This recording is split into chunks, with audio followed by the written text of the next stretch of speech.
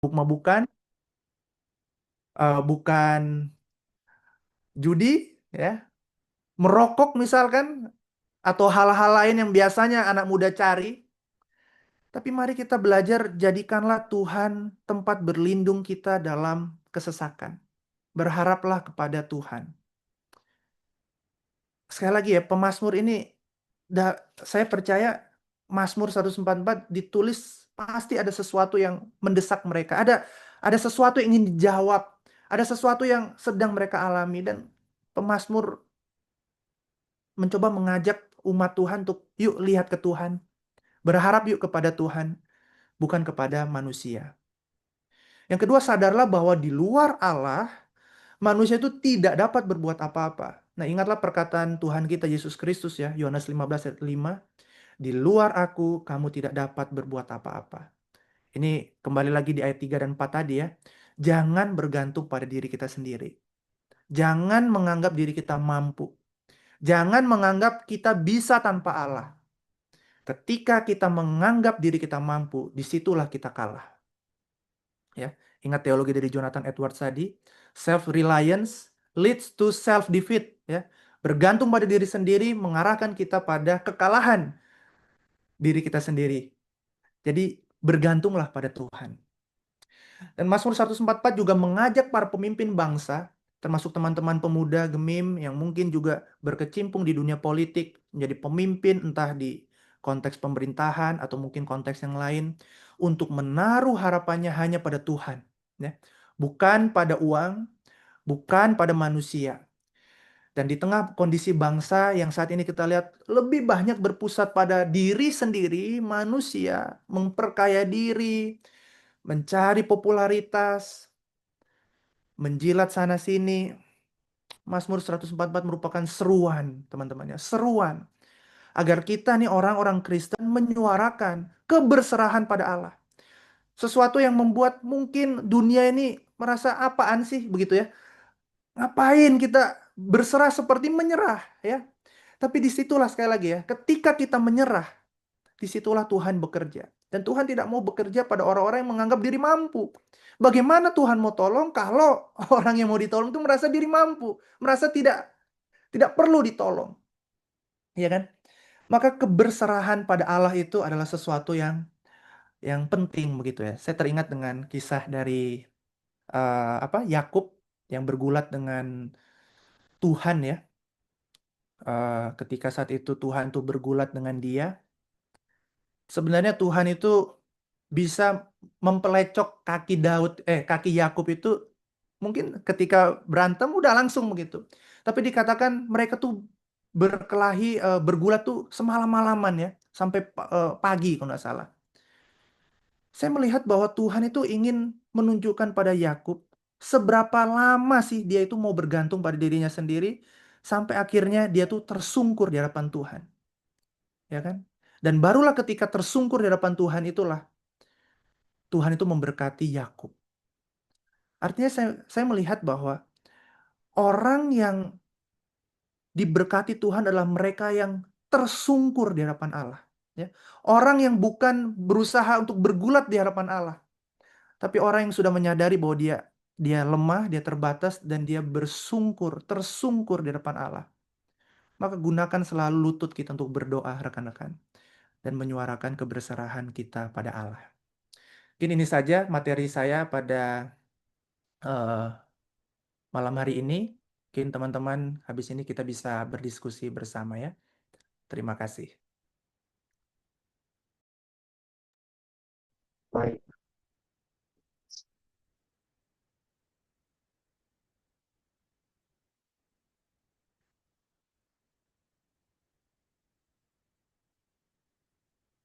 cek cek. Oke. Oke. Oke.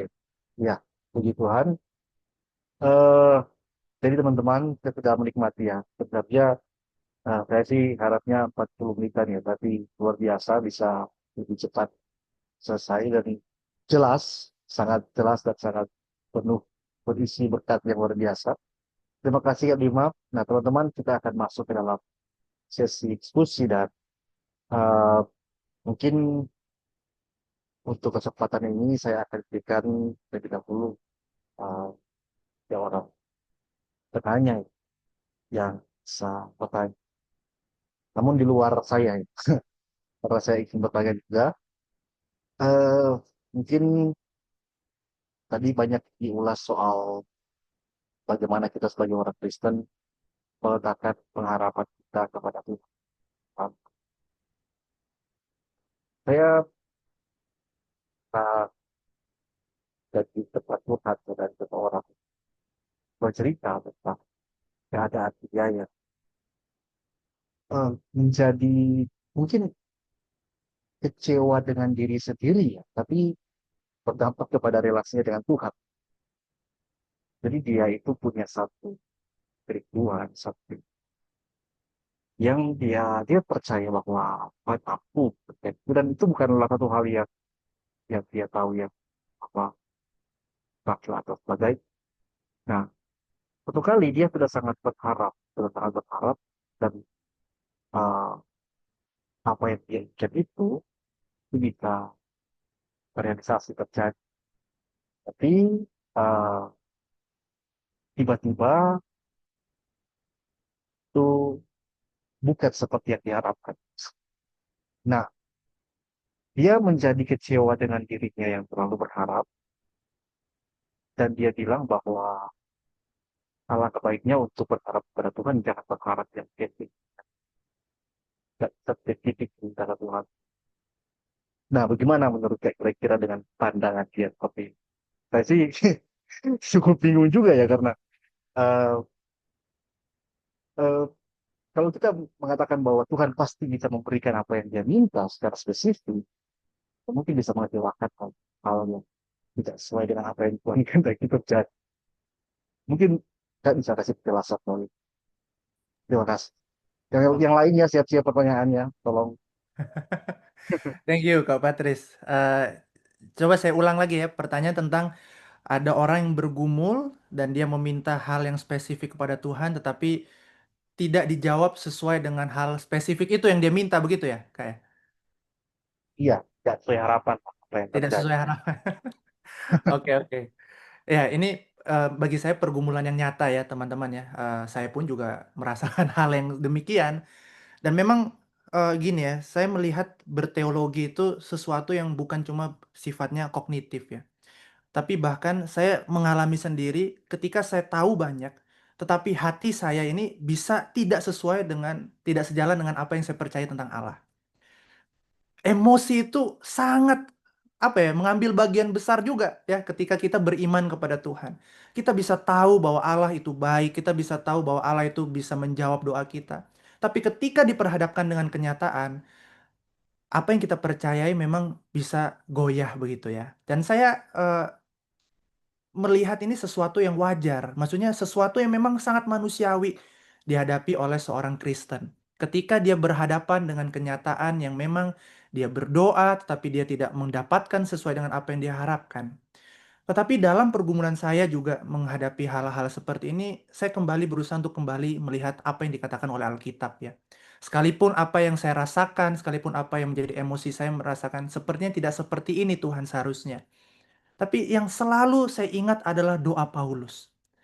Paulus ini bukan orang sembarangan. Dia seorang rasul, pernah bertemu dengan Kristus di dalam penglihatan, dan dia 3 kali loh berdoa supaya utusan iblis itu undur dari dia di 2 Korintus itu. Tapi Tuhan tuh tidak menjawab doanya. Bahkan jangankan berdoa spesifik ya. Ini sama sekali tidak dijawab. Berarti kan utusan iblis itu sama sekali tidak mundur dari dia. Dan menariknya yang menjadi kata-kata dari Kristus ya, dari Tuhan Yesus ya, cukuplah kasih karuniaku kepadamu sebab dalam kelemahanlah maka kuasaku menjadi sempurna. Maka mungkin yang menjadi pengharapan bagi kita di tengah doa yang tidak terjawab adalah marilah kita ini ya untuk tetap berharap ya. Saya melihat begini, di dalam doa yang tidak terjawab, ketika kita masih bisa tetap berharap di dalam doa yang tidak terjawab itu, sekali lagi ya, berharap kepada Tuhan di dalam kondisi doa kita tidak terjawab, disitulah kasih karunia Allah itu nyata. Saya tidak tahu bagaimana untuk menjelaskan kenapa Tuhan itu tidak menjawab ini dan itu.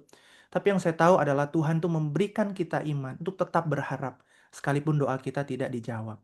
Dan mungkin secara kognitif kita tahu ya Allah itu bisa melakukan segala sesuatu. Allah itu tahu yang terbaik. Tetapi sekali lagi kadang kala kognitif itu tidak menolong banyak begitu ya. Tapi biarlah hati kita coba kita arahkan terus untuk terus berharap kepada Tuhan. Sekalipun doa kita tidak terjawab. Yang kita tahu bahwa Allah itu menjawab doa-doa kita sesuai dengan hikmatnya yang tidak terselami. Yang dia tahu kalau dia jawab sesuai dengan keinginan kita, mungkin itu yang jauh lebih buruk, yang tidak tidak kita ketahui dampaknya misalkan begitu ya. Maka tetaplah berharap kepada Tuhan di dalam hidup kita ini ya. Mungkin itu aja sih Kak ya yang bisa saya sampaikan ya. Eh, saya sebenarnya sudah pernah menulis tentang itu ya. Nanti saya kirim di chat ya. Saya pernah tulis di blog pribadi saya tentang kenapa doaku tidak dijawab Tuhan ya. Mungkin itu dulu Kak. Thank you Kak Bima, luar biasa jawabannya. Sertai dengan ini, apa ya, tulisan yang pernah dipikirkan. Nah, itu dia. Thank you banyak Kak Bima ya. Oke teman-teman, ada lagi yang mau bertanya? Silahkan boleh raise dan bisa langsung berbicara atau bisa berikan pertanyaan kolom chat dan tempat lagi apa biar berbicara atau ada kendala dengan perangkat bisa chat kolom chat. Nah, saat ini saya ingin menanggapi apa yang disampaikan oleh Kak Bima. Eh, saya jujur sangat-sangat dapat insight yang mind blowing ya, soal tetap berharap dalam keadaan doa dan jawab. Ini jadi teringat dalam keadaan-keadaan yang mungkin banyak orang-orang dalam kondisi pergumulan seperti itu lupa tentang bagaimana Tuhan eh, memang tidak akan bekerja seperti pikiran kita yang gitu, yang seperti yang kita tuntut dari pikiran kita bahwa sesuatu harus berjalan ABCD sesuai dengan dan rencanakan.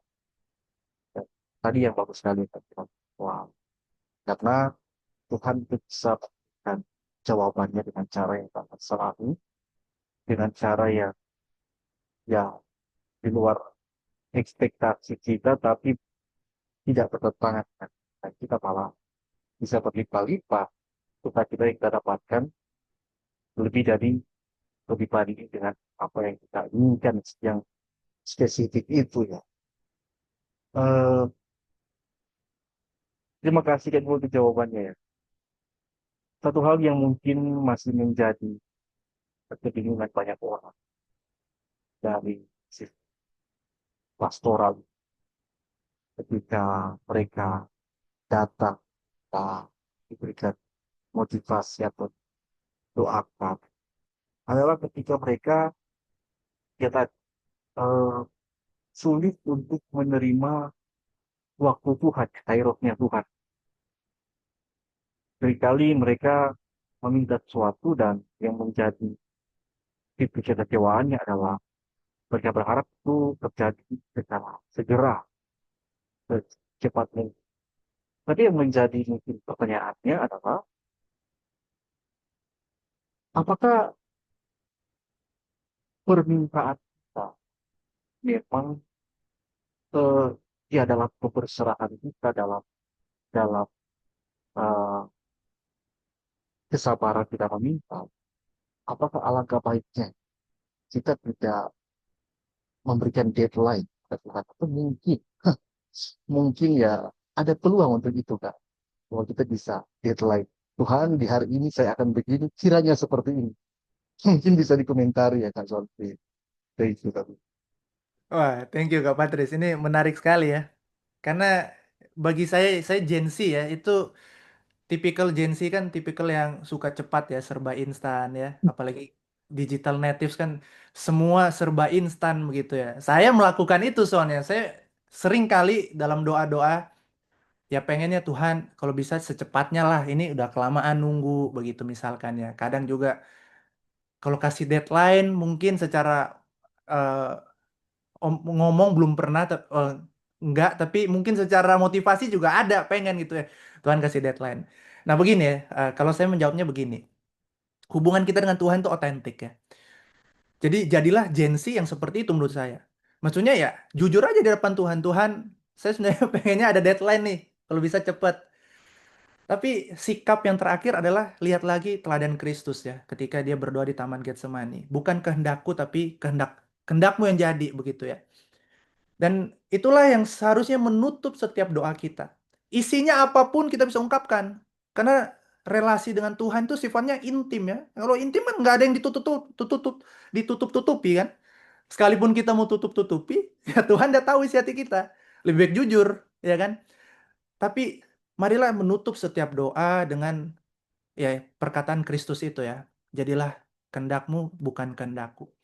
Dan bagi saya secara pribadi ada beberapa doa yang sampai sejauh ini saya juga belum mendapatkan jawabannya memang. Tapi ya saya berusaha untuk berdoa tetap seperti itu ya. Jadilah kehendakmu bukan kehendakku. Nah, menarik ya. Jadi, menurut saya tetap otentik saja di hadapan Tuhan. Kalau kita mau bilang Tuhan ada kasih deadline atau apa ya, sampaikan saja jujur begitu ya. Hubungan otentik, hubungan yang baik, tetapi hubungan dekat. Tetapi ketika kita berkata jadilah kehendakmu bukan kehendakku, disitulah kita mengakui bahwa Allah itu lebih besar dari kita. Ya, inilah apa artinya berdoa secara kalau secara teologi Kristen ya, berdoa secara imanen yang dekat dan transenden begitu ya. Mengakui Allah itu Allah yang dekat seperti sahabat, tetapi dia juga Allah yang transenden, Allah yang jauh, Allah yang besar dibandingkan kita manusia. Maka katakanlah terus, jadilah kehendakmu bukan kehendakku. Mungkin seperti itu, Kak Patris. Thank you, Kak. Iya, jadi teman-teman sudah dua pertanyaan yang pastoral ya. Sudah saya sebutkan, teman-teman masih bisa ulik pertanyaan dari teks yang dibahas, atau mungkin dari teologi, kitab Mazmur, yang ada yang pertanyaan dari Saudara Rino. Silakan. Ya, setelah Rino ada Tian Sujai. Silakan Kak Rino. Saya sudah menjadi seperti tukang jual rica di sini ya. Untuk nawarin pertanyaan. Thank you telah resen. Silakan Kak Rino. Ya, shalom, selamat malam. Malam untuk Shalom. Helen. Ya, mohon Silakan, maaf, silakan. apa dia jelas terbuka dari, tapi lumayan menarik dengan apa yang dibahas lewat pembacaan tadi terkait dengan harapan dan berharap begitu ya. Kita mungkin mesti ada kaitan apa yang disampaikan atau ditanya oleh host, oleh Patris tentang berharap gitu. Memunculkan satu pertanyaan begini. Apakah kita sebagai manusia atau terlebih orang sebagai anak muda atau pemuda bisa berharap begitu dong, terkait apakah itu masa depan, pekerjaan yang lebih baik, kesuksesan ataupun pencapaian-pencapaian individu dong yang menjadi target itu. Selain dengan harapan terkait dengan keselamatan yang Tuhan beri kepada kita. Karena kan tadi seperti dengan doa, ketika kita berdoa dan itu tidak dijawab atau harapan kita itu tidak terjadi, otomatis kan membuat kita rapuh, jatuh, gusar, lemah, atau bahkan mungkin meninggalkan Tuhan. Nah, apakah sebagai orang Kristen kita boleh berharap terkait dengan kesuksesan ataupun cita-cita? Di dalam firman kan juga mengatakan masa depan sungguh ada dan harapanmu tidak akan hilang. Nah, bagaimana korelasi tentang dengan apakah kita cukup berharap terhadap Tuhan terkait dengan kehidupan yang sesuai maunya Tuhan dan tentang keselamatan atau tentang kerajaan Allah, atau kita tidak perlu berekspektasi lebih terhadap dengan cita-cita ataupun harapan-harapan duniawi begitu. Terima kasih. Mohon tanggapi. Oke. Terima kasih Bro Rino ya untuk pertanyaannya. Saya langsung jawab. Bagi saya berharap itu adalah sesuatu yang mendasar dari apa artinya menjadi seorang manusia ya. Ketika manusia berhenti berharap, dia menurut saya sudah tidak menjadi manusia lagi. Makanya orang-orang yang diputus dari yang namanya harapan dan impian itu bisa disebut dehumanization kan ya. Merendahkan martabat manusia. Dan saya percaya Allah tidak mau kita begitu. Maka berharaplah kepada Tuhan. Maka bermimpilah. Punya passion, punya cita-cita, punya tujuan. Itulah yang membuat kita hidup punya tujuan. Efesus 2 ayat 10 mengatakan, kita itu punya pekerjaan baik yang Allah persiapkan. Pertanyaannya, kita mau nggak mencari itu? Dan pekerjaan baik itu, khususnya dalam teologi reform ya, Johannes Calvin, Martin Luther melihatnya bukan cuma di dalam diri rohaniwan ya, tetapi seluruh vokasi yang memuliakan Allah, seluruh pekerjaan dunia, mau itu tukang sepatu, chef, koki, supir angkutan umum, dan lain sebagainya, selama dilakukan sesuai dengan kebenaran firman Tuhan, itu adalah sesuatu yang memuliakan Allah. Maka bermimpilah, berpikirlah untuk meraih cita-cita, tapi ingatlah, lakukan itu untuk kemuliaan Tuhan. Ketika tujuan hidupmu engkau tahu ya, kamu tahu di dalam Tuhan, memuliakan Tuhan, maka semua mimpimu bukan tentang dirimu lagi, bukan tentang diri kita lagi, memuaskan egois kita pribadi, mencari uang demi diri sendiri, menjadi sukses demi diri sendiri. Tetapi kita tahu ada something bigger, ada sesuatu yang lebih besar yang mau kita kerjakan, yaitu memuliakan Allah. Maka bermimpilah untuk jadi sukses, jadi orang kaya, bukan untuk kita sendiri. Tapi ketika kita bisa menggunakan kekayaan itu untuk menolong orang-orang miskin misalkan. Nah, maka pertanyaannya sebenarnya bukan bisa berharap atau tidak, tapi apa harapanmu? Ya, apa harapanmu kepada Tuhan? Apakah itu berbicara tentang diri sendiri? Kalau diri sendiri, berhentilah berharap. Karena bukan untuk itu engkau dipanggil untuk berharap. Tapi berharaplah, punya cita-citalah untuk memuliakan Tuhan dalam hidupmu, dan itu luas sekali ya, Bro Rino ya. Apakah apapun itu, ada macam-macam jenis pekerjaan, harapan, cita-cita. Selama itu memuliakan Tuhan, doakan terus dan bermimpilah untuk itu. Mungkin itu ya yang bisa saya jawab ya, Bro Rino ya. Terima kasih untuk pertanyaannya. Mantap sekali. Ya, benar sekali ya. Berpengharapan itu adalah salah satu fundamental dalam kemanusiaan ya. Manusia yang tidak bisa berpengharapan itu adalah budak. Budak. Ya. Mereka nggak punya harapan lagi selain ya kerja untuk orang lain sampai mati. Ya, bekerja paksa begitu budak. Nah, terima kasih Kak Dino pertanyaannya. Silakan Tian Sujai tadi sebelum kita ke Len. Tian Sujai, Oke, ya, terima kasih host. Shalom. Semoga suara dapat dengar karena curi-curi waktu dalam kegiatan juga ada di Lolo ini. Menarik, Pak Bima, izin bertanya dari materi yang dipaparkan tadi, sangat menarik.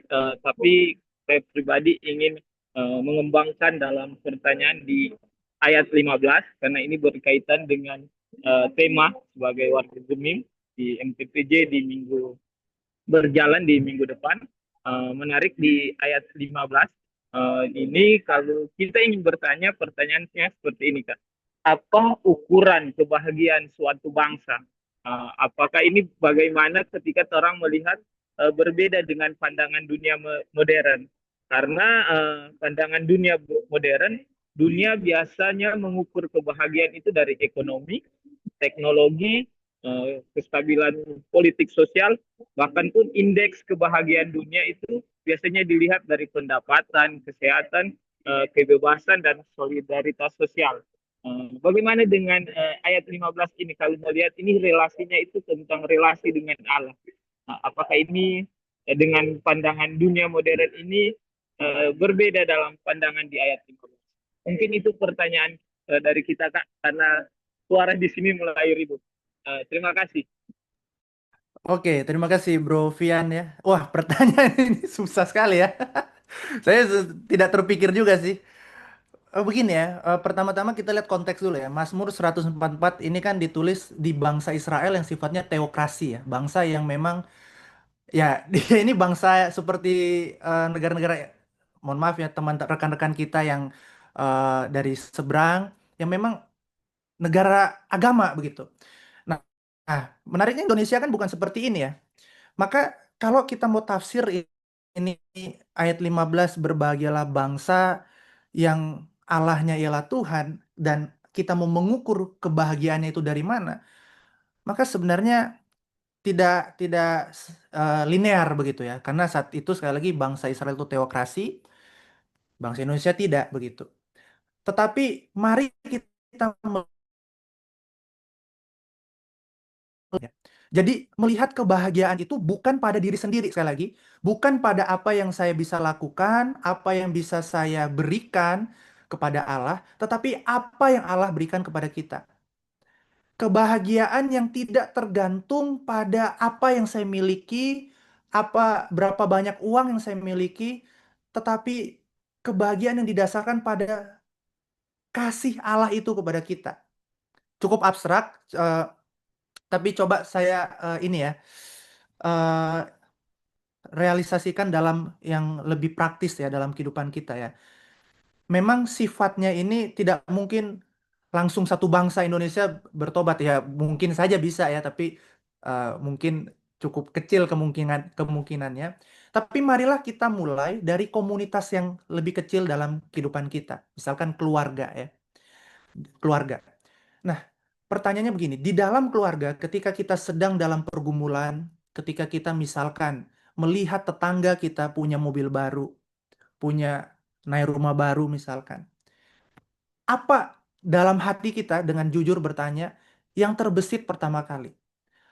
Apakah kita terbesit, Tuhan, kenapa saya tidak punya ini dan itu? Atau kita tidak memikirkan itu lagi dalam artian, oke Tuhan, saya cukup dengan apa yang Tuhan berikan bagi saya hari ini. Dan saya mau melakukan apa yang Tuhan percayakan ini dengan setia. Lihat ya perbedaannya ya teman-teman ya. Yang satu melihat kebahagiaan pada orang lain, pada apa yang ia miliki. Sekali lagi, kepemilikan tentang diri sendiri. Tetapi yang satu berusaha belajar melihat bukan pada apa yang saya miliki, tetapi bergantung atau berserah pada Tuhan. Dan akhirnya dia bisa tenang, bisa hidup dengan sukacita ya. It's okay, saya tidak punya apa yang dimiliki oleh orang lain. Ya mungkin Tuhan mempercayakan saya seperti ini. Dan saya cukup dengan itu. Mungkin saya menafsirkan berbahagia seperti itu, Bro Vian ya. Apa ya?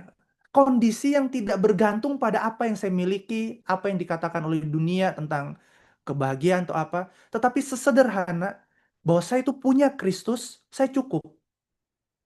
Ya, saya punya Tuhan yang ada bersama saya.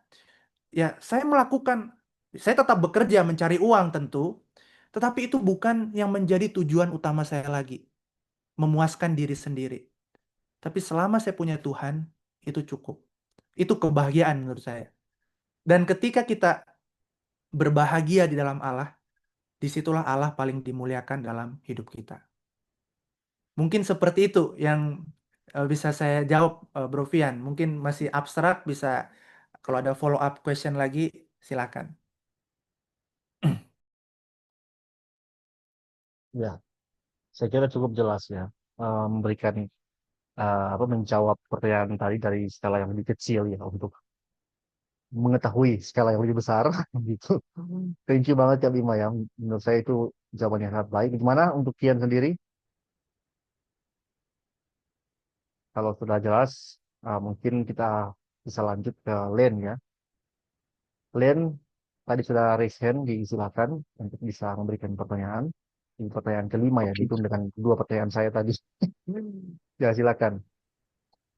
oke, terima kasih Kak Patris, Kak Bima, luar biasa sekali materi di hari ini. Sangat apresiasi dari penjelasannya, bahkan hasil diskusi yang dapat dikembangkan di malam hari ini. Sebelum saya bertanya, bolehkah saya sedikit menanggapi dari Kak Patris tadi pertanyaan, jawaban Kak Bima, bahkan Kak Rino tadi kalau tidak salah.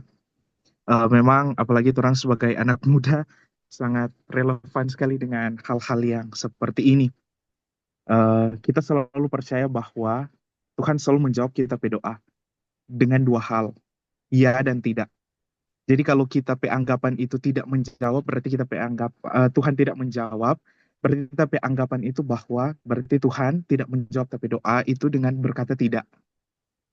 Sekalipun kita memegang teguh itu dalam prinsip Yohanes 15 ayat 16 yang bilang bahwa apa yang kamu minta eh, kepada Bapakku dalam namaku akan kuberikan kepadamu. Itu dalam Yohanes 15 ayat 16 kalau tidak salah tentang pokok anggur yang benar. Maka kita selalu meminta kepada Tuhan dengan selalu mengatakan seperti yang Kak Bima dia bilang tadi bahwa ya jadilah kehendak Tuhan, bukan kehendakku yang jadi. Eh, maka kita juga ada pada perefleksian kita berpikir bahwa kadang Tuhan menjawab kita berdoa itu bukan berdasarkan apa yang kita inginkan, tapi apa yang kita butuhkan. Tapi tidak menutup kemungkinan juga bahwa Tuhan menjawab kita berdoa lebih dari apa yang kita inginkan. Ketika dapat merefleksikan hal ini, maka kita ada di satu titik ketika selalu berdoa kepada Tuhan, di titik yang mau bilang, Tuhan, kalau misalnya memang Tuhan membawa kita kepada posisi-posisi yang menurut kita itu tidak mengenakan, maka Tuhan bikin kita kuat supaya kita mampu menjalani kehidupan ini. Dan kalaupun tidak sesuai dengan harapan, buatlah hati dan pikiran ini akan tetap selalu bersukacita dan bersyukur kepada Tuhan. Nah, itu yang selalu kita tanamkan begitu pe diri, apalagi mau menjalani masa muda ini yang sulit, eh, diperhadapkan bukan cuma dengan dunia kuliah, tapi juga dengan pekerjaan-pekerjaan dan lain-lain yang bikin lebih, ya mau bilang bahasa anak muda so stres sekali. Tapi selalu bersyukur karena ada firman Tuhan yang selalu kasih ingat apa ini diri. Jadi itu cuma tanggapan sekilas dan kita ada pertanyaan. Ini pertanyaan kita tadi kurang ada masuk di penjelasan Mazmur 118 dan Mazmur 18. Jadi ini ada sedikit bacari. Tadi kan ada Kak Bima bilang tadi ada sedikit maaf, ada kesamaan dari Mazmur 114 dan 118. Nah, di sini kita menemukan perbedaan leksikal dalam bahasa Ibrani. Jadi pas tadi Kak Bima bilang ini ada kesamaan, jadi kita langsung cari DP kata bahasa Ibrani. Jadi kalau dalam bahasa Ibrani dalam Mazmur 18, ada kata yang digunakan itu ada kata selah yang menunjuk pada batu karang besar. Sedangkan kalau dalam Mazmur 114 itu dia pakai kata sur yang juga berarti batu karang. Yang kita tahu kata ini sering dipakai dalam teks-teks teologi Ibrani. Jadi kata ini sering sekali menekankan relasi eksistensial kalau tidak salah bahwa Allah sebagai fondasi dan kekuatan. Nah, ini perbedaan memang cuma sedikit sekali. Bagi kita mungkin ini akan memberikan satu nuansa teologis yang berbeda. Jadi kita pertanyaan Kak Bima, apakah perubahan dari sela ini ke sur sekedar variasi penyair ataukah mencerminkan perkembangan pengalaman iman pemazmur dalam hal ini Daud dari Allah sebagai pelindung pasif yang menjadi tempat persembunyian atau menuju Allah sebagai dasar kekuatan yang aktif melatih dan memperlengkapi umatnya. Jadi, apakah ini hanya sekedar pengalaman iman pemazmur dari Allah sebagai pelindung pasif yang menjadi tempat persembunyian, menuju Allah sebagai dasar kekuatan yang aktif melatih dan memperlengkapi umatnya? Ya, cuma itu. Terima kasih banyak. Oke. Makasih banyak Bro Len. Terima kasih juga untuk refleksinya ya. Saya rasa ada satu yang saya ingat tadi selama Bro membagikan adalah Tuhan itu Tuhan menjawab doa kita bukan untuk membuat kita bahagia, happy, tapi membuat kita lebih kudus ya, holy. Jadi memang ada beberapa jawaban Tuhan yang memang tidak sesuai dengan harapan kita, tetapi bukan berarti memang tujuan Allah bukan membuat kita berbahagia gitu ya, berbahagia dalam arti dunia, tetapi membuat kita semakin serupa dengan Kristus begitu. Nah, untuk pertanyaan dari Bro Len selanjutnya ini susah sekali ya. Jujur saya belum cari tahu, tapi ini insight yang baru. Mungkin nanti saya coba buka interlinear ini. Sebenarnya tapi belum cukup ya untuk waktu saya untuk bisa melihat apakah ada ini ya perubahan makna seperti itu atau penggunaan dua kata Ibrani yang berbeda. Tetapi poin yang ingin saya sampaikan adalah begini ya. Yang tadi itu kenapa saya membandingkan dengan Mazmur 18 adalah melihat bahwa Mazmur 144 ini kemungkinan besar ditulis setelah masa pembuangan. Jadi Mazmur ini kan terdiri dari 5 buku ya. Jadi buk 1, buk 2 sampai buk 5. Nah, yang Mazmur 18 ini kalau tidak salah masuk di buku-buku awal ya, kumpulan Mazmur yang awal. Sehingga sudah ada. Lalu Mazmur 144 muncul nih untuk kemungkinan besar yang tadi saya bilang setelah masa pembuangan. Untuk apa? Untuk menguatkan orang Israel pada masa saat itu yang lebih lebih beda lagi mungkin konteksnya. Nah, mereka menggunakan mazmur-mazmur yang sudah ada disusun lagi. Ya, jadi sebenarnya Mazmur 144 ini banyak sekali alusinya terhadap mazmur-mazmur yang sebelumnya. Selain Mazmur 18. Saya tidak cantumkan tadi, tapi dalam tafsiran yang saya baca ada beberapa Mazmur lain digunakan di Mazmur ini. Nah, poin saya membandingkan dengan Mazmur 18 adalah sebenarnya itu, melihat posisi Mazmur ini sebenarnya di mana sih? Dan memang di 144 kan di bagian akhir ya. Berarti semakin kemudian begitu dibandingkan Mazmur yang 18 tadi. Nah, melihat kalau misalkan ada perubahan makna kata seperti itu, memang bisa jadi ya, bisa dimaknai seperti itu. Apalagi kalau kita melihat bahwa uh, orang saat itu kan baca memang bahasa Ibraninya langsung kan ya. Kita kan bahasa terjemahan begitu. Mungkin saja ada, mungkin saja. Jadi ini sesuatu yang menarik juga ya ketika kita melihat tadi Brolen sampaikan ada perubahan makna seperti itu. Tapi nuansanya yang saya dapat ya, bahwa Mazmur 144 ini disusun berdasarkan Mazmur-Mazmur yang sudah ada sebelumnya termasuk Mazmur 18. Tapi penjelasan mengenai penafsiran kata yang spesifik tadi, saya perlu baca lagi. Jadi saya belum bisa jawab apakah betul seperti itu, tapi kemungkinan ada ya. Jadi karena ini sifatnya puisi kan ya, jadi mungkin saja ada makna-makna yang seperti itu. Terima kasih Bro Len. Mungkin eh, ini bisa jadi ya pembahasan juga nanti ya. Terima kasih. Iya, terima kasih. Saya kira jawabannya cukup jelas ya untuk Roland tadi. Dan eh, secara waktu sudah jam 9, mungkin kita akan berikan lagi minimal ya 2 pertanyaan. Tadi ada Pak Paul Brian Bolinggan. Silakan Pak. Oke, baik. Terima kasih. Shalom. Saudara Selamat Paul. malam. Selamat Shalom. Ini untuk di ayat yang ke-6 dan 8 yang tentang doa kehancuran musuh ya. Itu di situ Kak, apakah doa untuk kehancuran musuh itu masih relevan secara etis bagi orang percaya saat ini, atau bagaimana seharusnya ayat-ayat ini diinterpretasi pas.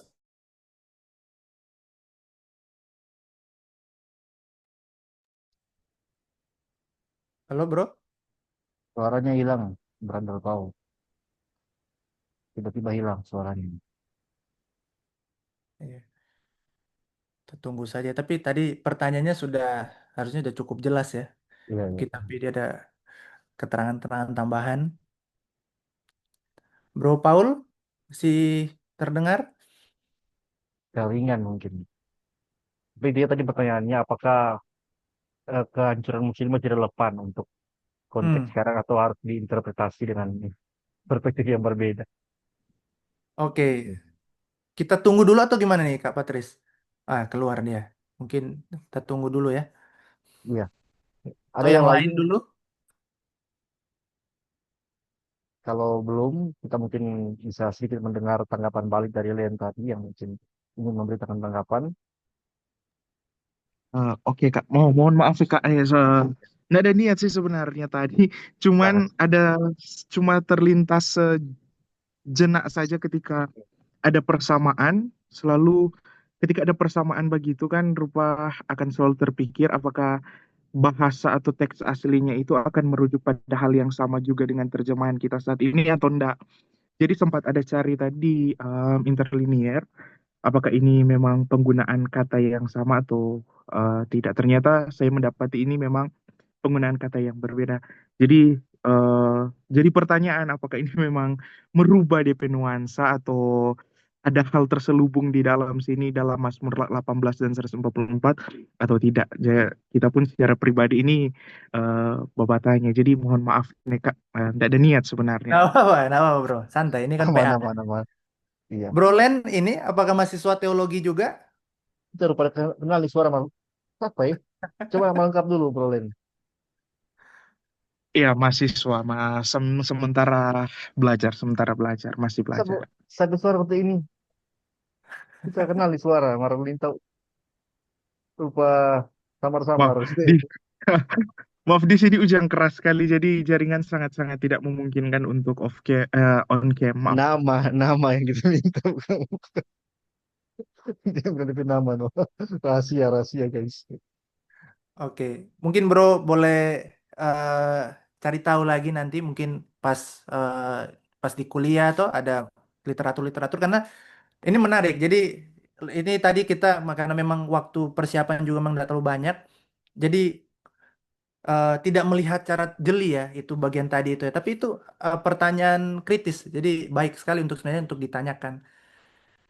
Bisa nanti Brolen bisa mungkin jadikan paper toh atau makalah untuk melihat toh perbedaan ini. Oke, karena mengingat waktu, mungkin akan langsung saja jawab tadi pertanyaannya dari si. Biar nanti jawabannya dia dengar di live kalau dia belum masuk.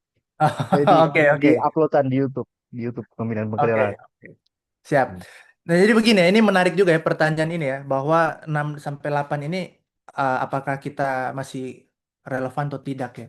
Nah, menariknya sebenarnya selain ayat-ayat yang seperti ini, Mazmur itu ada juga namanya Mazmur kutukan ya. Jadi Mazmur yang isinya mengutuk para musuh. Jadi Mazmur yang seperti memang karena ini sifatnya personal, jadi seperti menjadikan Tuhan itu tempat sampah dalam tanda kutip, dia curhat kepada Tuhan. Ya. Tapi memang agak beda sebenarnya dengan konteks yang 144 ini. Nah, 144 ketika dan Mazmur-Mazmur lain yang berbicara tentang musuh yang dimana kita meminta Tuhan tuh menyerahkan musuh. Nah, Nah, dalam teologi Kristen kan memang ada beberapa posisi ya dalam kita berkaitan dengan perang ya. Ada perang pasifis yang misalkan dipegang oleh Anabaptis, gereja-gereja Mennonite yang menolak sama sekali perang. Tapi setahu saya dalam gereja Reform tidak begitu ya. Tapi kita berperang hanya pada perang-perang yang just ya, perang-perang yang adil. Ketika kita diserang atau ketika pertahanan diri, maka kita bisa melakukan yang namanya perang itu. Dan selain itu, kalau kita menjadi seorang TNI, maka ayat ini tetap relevan ya. Ketika dia berperang dengan musuh yang benar-benar akan mengganggu, mengancam nyawa rakyat Indonesia, maka Tentara Nasional Indonesia yang beragama Kristen sah-sah saja menggunakan ayat ini untuk tetap berharap pada Tuhan di medan peperangan. Ya, selama peperangan itu adalah peperangan yang wajar, peperangan yang adil begitu. Dan yang selanjutnya yang perlu kita pahami adalah eh, bagian ini eh, tentang musuh ini juga, aduh saya jadi lupa tadi mau jawab apa yang ketiga ini ya. Jadi intinya, tunggu, kita balik aja ya. Intinya saya percaya bisa tetap dipakai karena konteksnya tetap relevan dalam kita sebagai bangsa Indonesia yang sedang berperang gitu. Ini yang ketiga adalah kita percaya bahwa Allah kita ini adalah Allah yang adil ya, bukan hanya sekedar Allah yang kasih. Ketika kita berbicara Allah yang adil, dia pasti menghukum orang-orang yang melawan dia, orang-orang yang berbuat jahat.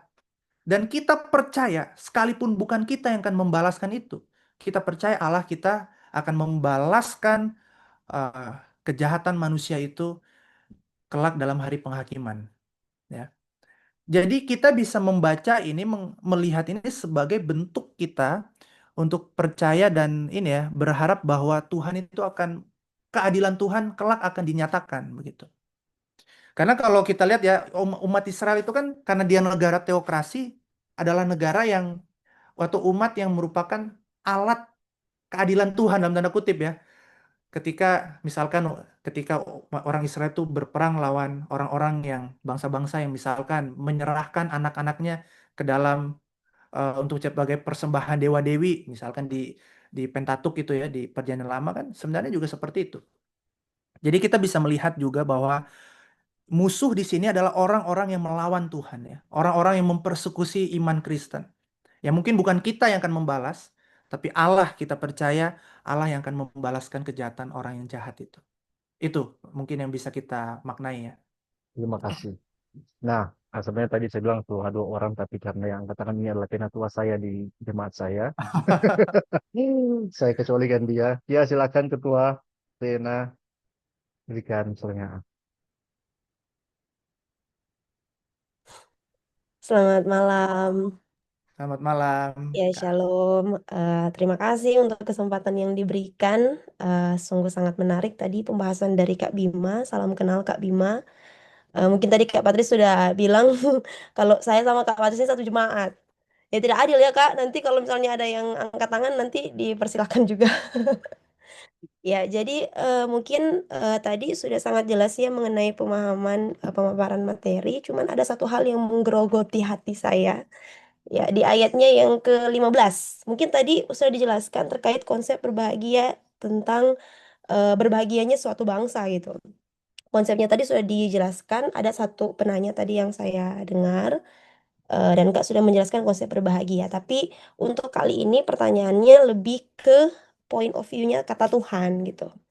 Kan tentu berbahagialah bangsa yang Allahnya ialah Tuhan. Tuhan ini kan merujuk kepada sesuatu hal atau kepada Tuhan pribadi yang kita sembah, yang kita muliakan gitu. Dalam tanda kutip ya orang Kristen gitu.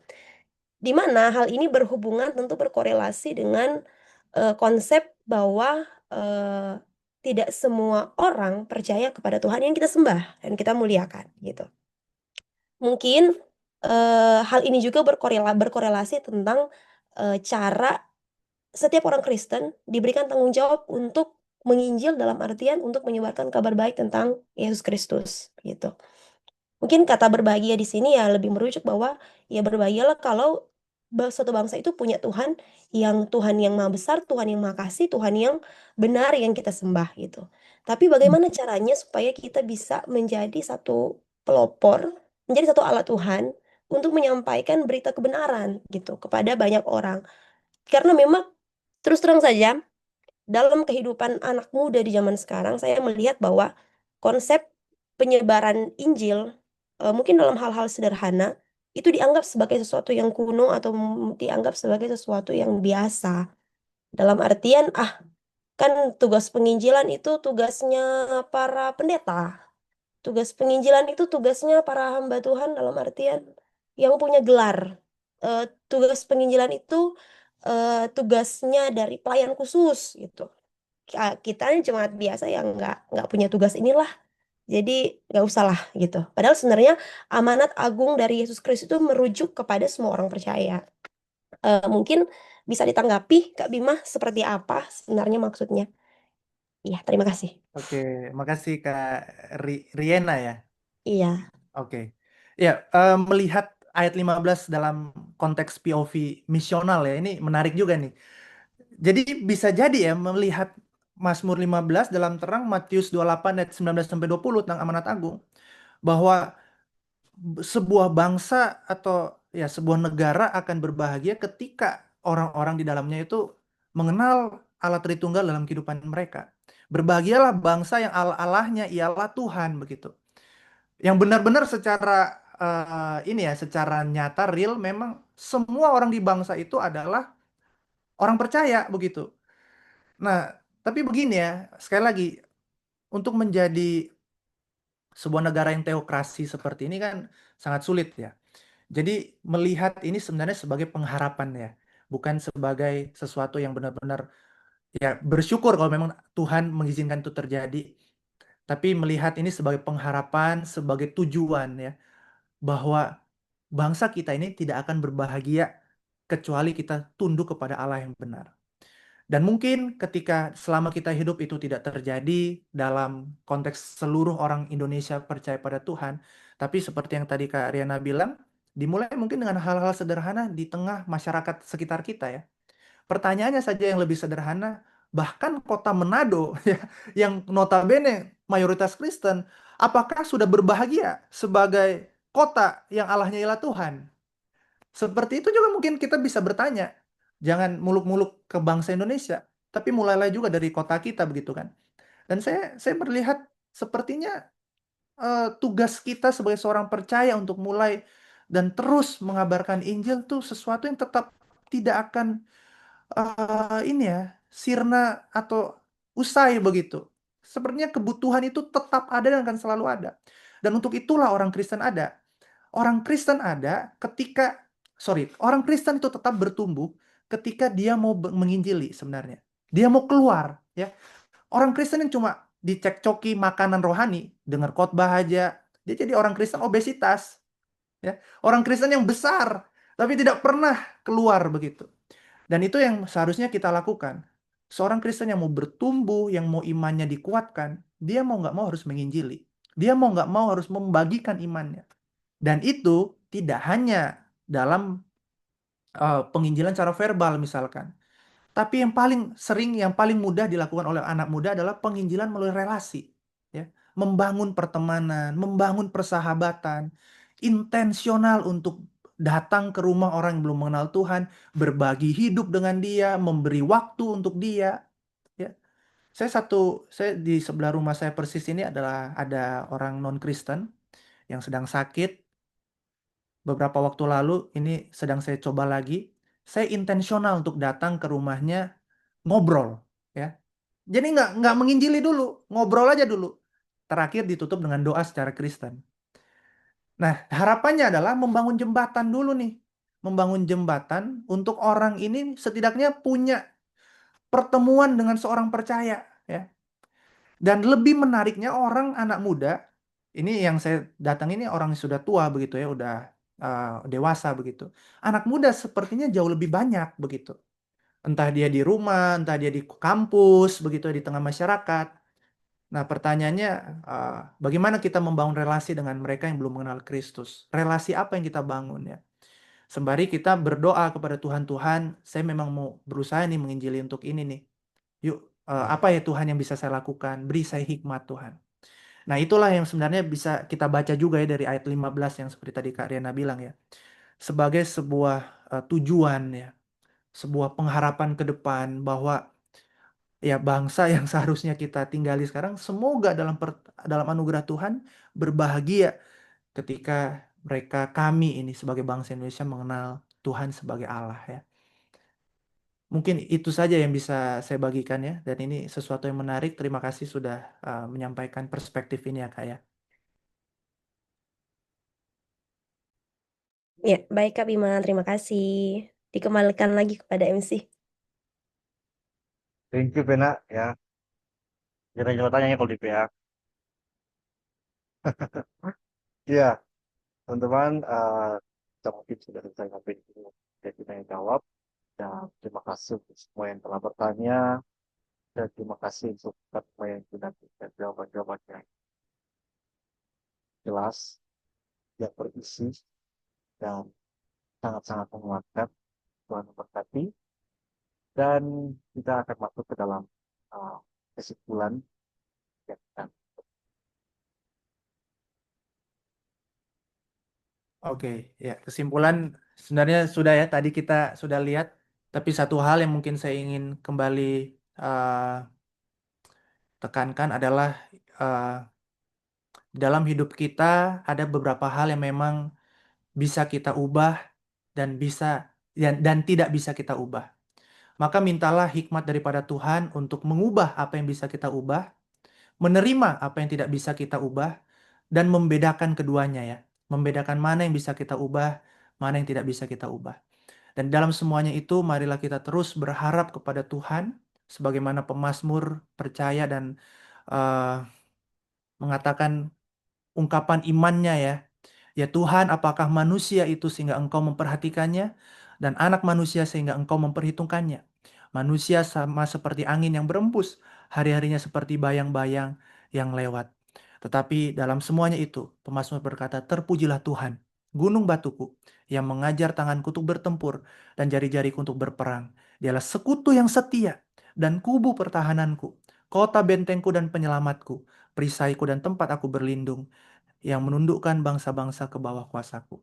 Karena firman hari ini menguatkan kita dan Silakan teman-teman feel free untuk reach out ya, mau kontak aku secara pribadi silakan di Instagram, atau nanti mungkin mau minta WhatsApp juga dari Kak Patris juga dipersilakan ya. Saya membuka diri untuk pelayanan kepada anak-anak muda juga. Teman-teman bisa kalau mau datang ke gereja Gemim Kristus 3 bulan ke depan saya bertugas di KU1 ya jam 7. Jadi kalau tidak ada eh, janjian lain pasti saya di KU1 begitu. Kecuali ada acara atau apa mungkin di KU lain. Kalau teman-teman mau datang secara pribadi, mau sharing atau apa, eh, tapi kalau bisa sih sampaikan dulu ya. Jadi supaya saya bisa siapkan waktu supaya kita bisa membangun juga sama-sama ya beriman kepada Tuhan itu ya. Kita butuh satu sama lain. Maka dari itu kita akan tutup dalam doa. Mari kita satu dalam doa. Bapa, terima kasih untuk kasih setia penyertaan-Mu. Terima kasih untuk kebaikan Tuhan yang Engkau nyatakan bagi kami. Kami adalah orang-orang yang terbatas, tapi dalam kasih karunia-Mu Tuhan, Engkau mengangkat kami sebagai anak. Engkau mengangkat kami sebagai orang-orang ahli waris kerajaan Allah itu. Terima kasih Bapa untuk kebaikan-Mu. Terima kasih Tuhan untuk kasih setiamu. Tolong kami sederhana untuk tetap berharap Tuhan kepadamu di dalam segala hal yang mungkin kami tidak bisa ketahui, yang tidak bisa kami pahami kenapa harus terjadi A dan bukan B yang sesuai keinginan kami Tuhan. Tapi biarlah hati kami tetap berharap kepada Tuhan. Hati kami tetap bersandar pada Tuhan. Lutut kami tetap berdoa kepada Tuhan. Terima kasih untuk PA hari ini. Kami bersyukur untuk kesempatan ini. Hamba berdoa untuk Kak Patris yang sudah menjadi pemandu, menjadi host. Tuhan berkati hambamu ini dalam pelayanan, pekerjaan yang Tuhan percayakan. Kiranya dia tetap berharap pada Tuhan, dipakai dan diberkati Tuhan untuk kemuliaan nama Tuhan. Berkati setiap orang-orang yang telah mendengarkan di Zoom kali ini, malam hari ini juga Tuhan berkati. Ada pergumulan, ada sesuatu yang mungkin mereka cita-citakan dan harapkan. Biarlah Tuhan yang bekerja dalam hidup mereka. Mereka menggunakan masa muda mereka, Tuhan, masa muda kami, bukan untuk diri kami sendiri, tetapi bagi Kristus yang telah menebus kami dari dosa. Terima kasih Tuhan untuk kasih-Mu. Tuhan, tolong setiap dari kami. Terpujilah Kristus Allah kami yang hidup, di dalam nama-Mu Tuhan Yesus kami berdoa dan bersyukur menutup PA kami pada malam hari ini. Amin. Terima kasih ya teman-teman, Kak Patris juga. Ah, Oke teman-teman, seperti biasa sebelum kita pertemukan ya, saya mewakili Pekerja Pembinaan Pekerjaan Kabupaten Benim mengucapkan terima kasih kepada sama-sama kepada panitia kita, Kak Bima, yang sudah menyerahkan waktunya, kesempatannya di mengundang kita semua, dan Tuhan yang akan balas berkat kepada Bima dengan waktu selalu kehendak Tuhan. Terima kasih juga untuk semua yang sudah hadir. Sebelum berpisah, kita akan foto bersama. Silakan teman-teman semuanya on cam. Semua boleh on cam dan harap boleh sedikit lagi teman-teman. Agar Bowie keluar baru. Ya teman-teman yang boleh on cam, orang foto bersama. Silakan on cam semua. Ya,